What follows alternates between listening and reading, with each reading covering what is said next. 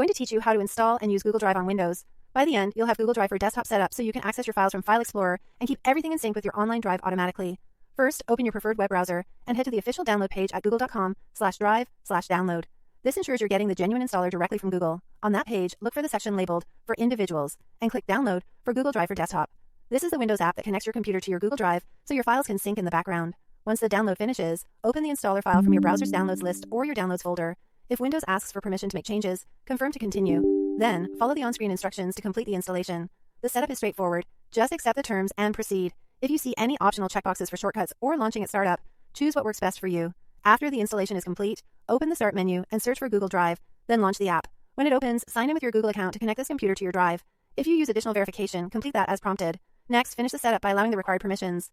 These let Google Drive integrate with File Explorer and keep your files up to date. If you're asked about sync preferences, pick the option that matches your needs. Streaming files save space by downloading items as you open them, while mirroring keeps copies on your computer for quick offline access. Now, open File Explorer. In the left sidebar, you'll see Google Drive listed.